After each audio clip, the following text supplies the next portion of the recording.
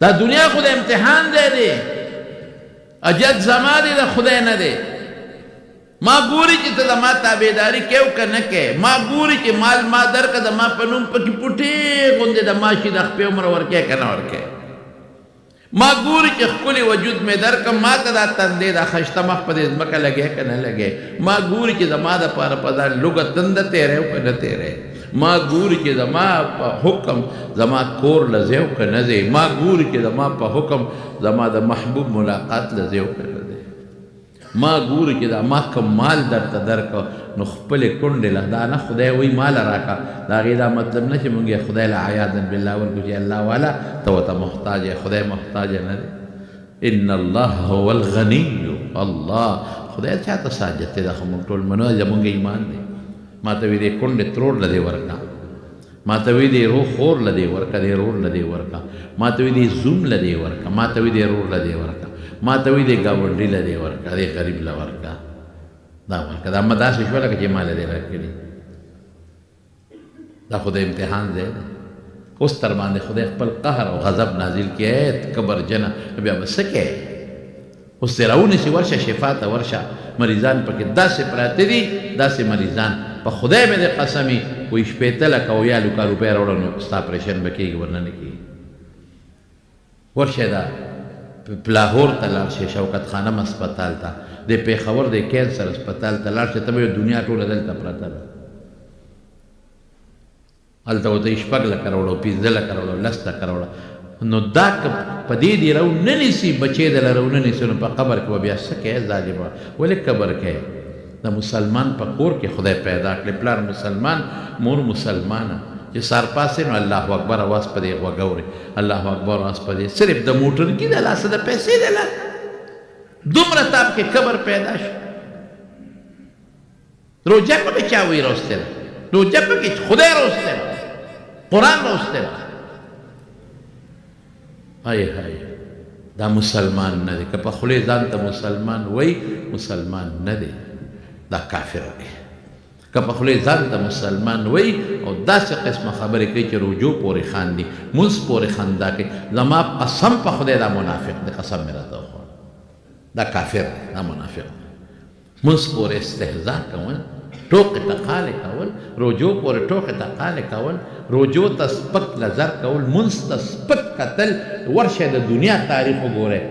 که هغه ستا د هر مذهب سره تعلق لري د هر مسلک سره تعلق لري د هغوی نه تپوس وکړئ د ټولو د ځمکې د اسمان د پاسه ځمکې لپ د پاسه د اسمان لاندې چې څومره عالمان دي مفتیان دي تپوس وکړه قرآن نه تپوس وکړه د پیغمبر د حدیث نه تپوس وکړه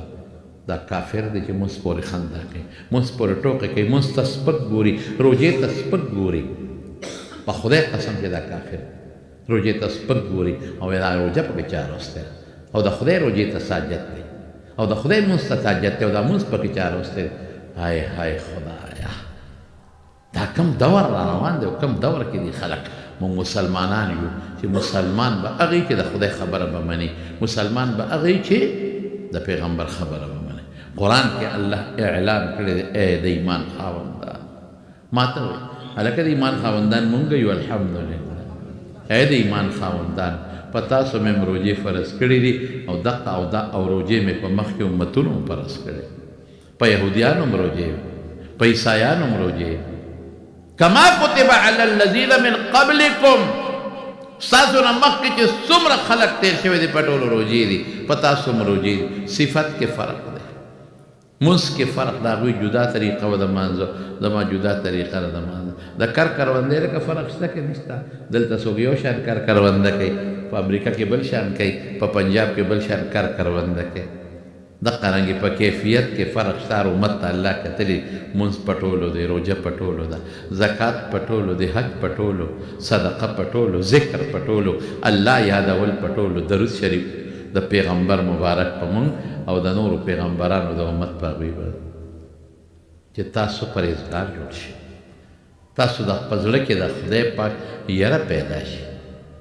ستاسو د بعضې څیزونو نه پرهیز راشي د خوراک نه پرهیز د څکلو نه پرهیز او د خواهشاتو نه پرهیز موږ وایو یا الله تا په موږ ډېر لوی احسان کړی دی پروردګار یا الله تا موږ مسلمانان پیدا کړي یا الله د مسلمان مور او پلار نه پیدا کړي یا الله پړه کې دلاله خپل مینه او د خپل حبیب بنا چولې څوک چې ارس وی وی به خدای زبتا راځي کوم دا روزه بني سم په خیر ان شاء الله او طاقت پتا نه غواړم او راکېب دا خلا دا میاشت چې زویم چې د کالو سر روزه مو نو مونږ به ته خوشاله او مونږ به نیولې الله ته به خوشاله ولې مونږ به دا روزې نیولې نو روزه یو بهترین عبادت دی نو الله به خوشاله وي په دې میاشت کې الله به راضي کوي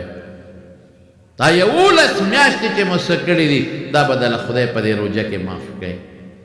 مشهور حدیث دی ما بار بار ویلی دی رسول الله صلی الله علیه وسلم دقسې په منبر باندې کېناست خپه مبارک یې راوچته کړه وی آمین چې په دویمه پوړه یې خپه کېښوده وی آمین چې په درېیمه کېناسته وی آمین حضور پاک په دریمه پوړه بره کېناسته ها صحابو ته تپوس وکړو الله رسوله مونږ خو دوا ونه لیده او ستا امین هم واورېد وی جبریل علیه السلام راغی زه چې لومبۍ پوړې ته وختم نو جبریل علیه السلام ووی های های چې د چا مور او پلار وي مور او پلار او دې د مور او پلار داسې خدمت ونه کړي چې جنت پې وګټي نو خدای دې د خپل رحمت نه لرې کړي چې د خدای د رحمت نه لرې شي خو قهر او غضب دی ما وی امین اوس ګور چا دعا وکړه جبریل علیه السلام چې په ټولو فرشتو کې مقربه فرشته ده امین په چا ویلی محمد مصطفی صلی الله نو چې دعا غکې امین په حضور پاک وي او په جومات کې کوي واه واه نو دا به څنګه نه قبلي د مور او پلار به خدمت کوي داسې خدمت یې وکړي داسې چې جنت پې وګټئ ډېر اسانه ګټلې کې چې کور ته لاړ شي مور او پلار ته مخامخ ودرېږه او مسکې شه ورته او خانده ورته دا دې ثواب وشو جنت ته وګټئ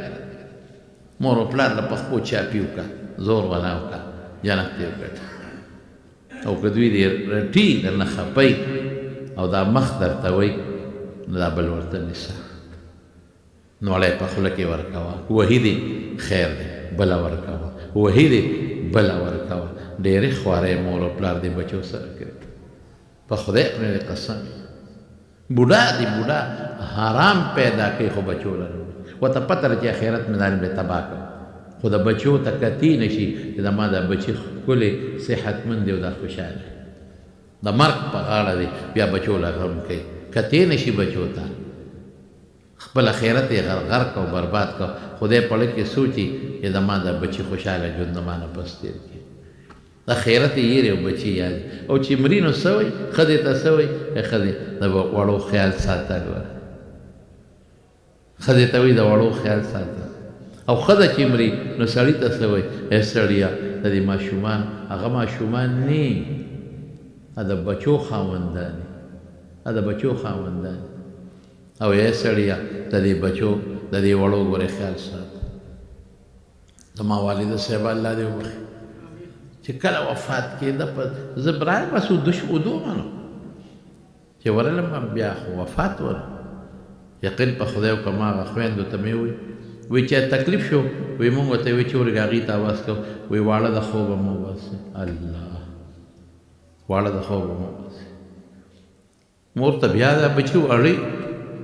پلار ته دا بچي واړی واړه ورته که د بچو خاوندان مې نه واړه ورته بچې ته دې کشرانو ته وایم چې د مور او پلار قدر وکړئ ډېر خیال یې وساتئ قرآن وایي زه نه وایم ولا تقل لهما اف ولا تنهرهما اف هم ورته مه وایه اف رټی هم مه وقل لهما قولا کریما چې د چا مور او پلار وي د خدای نعمت دی وګڼي چې دا نعمت دی او که د چا مور او پلار یې قبر لري دعا ورته کوئ ذکر کوئ دعا ورته بخئ تلاوت کوئ ورته بخئ صدقه کوئ ورته بخئ مور او پلار مخه په کوئ داسې مخلوق مې لیدلي چې مور یې د کوره ایستی ده اوده او داسې مخلوق مې لیدلي چې پلار یې شړلی د کوره ایستی ده اوده ولې ته ماشوم نه لوی کړې تا له خوله کې نوړی نه ده درکړې ته نه لمبولې ته نه پاک کړې تا صفایي یې نه ده کړې ستا تربیت یې نه دی کړی او داسې مور او پلار هم شته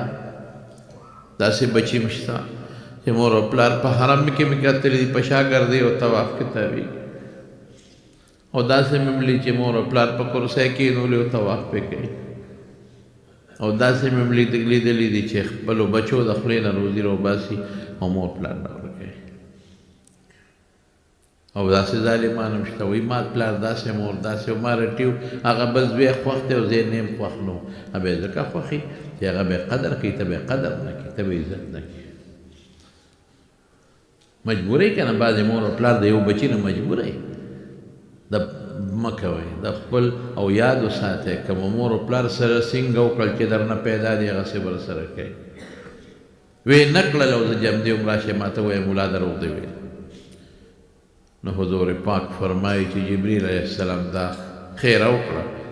چې مور او پلار یې جمدي وي او دوی پې ځان جنت ته ونه رسوي خدای دې د خپل رحمت نه لرې کړي ما وي امین او بیا چې کله په دویمه پوړۍ قدم کېښود وی چې ستا نوم څوک واخلي او درود شریف یې ونه وایي خدای د خپل رحمت نه لرې کړي ما وي امین زما وروڼو زموږ د ښکلي پیغمبر په مو ډېر احسانات قسم په خدای دا زموږ ایمان د هغه د برکت دی دا زموږ دین د هغه د برکت نه دی په قرآن موږ حضور پاک پوه کړي الله خو صرف دومره ویلي چې اقیم الصلات اوس د صلات ډېرې معنی دي پیغمبر مبارک موږ پوه کړي موږ دپاره جړاګانې کړي د شپې مقبرې ته تللی دی امت ته یې دعاګانې کړي او ډېر احسان دی د حضور پاک دا دوه غټ نعمتونه دي یو د حضور پاک په شکل کې او د قرآن شریف په شکل نو درود شریف پر رسول الله صلی الله علیه وسلم زما وروڼو وایه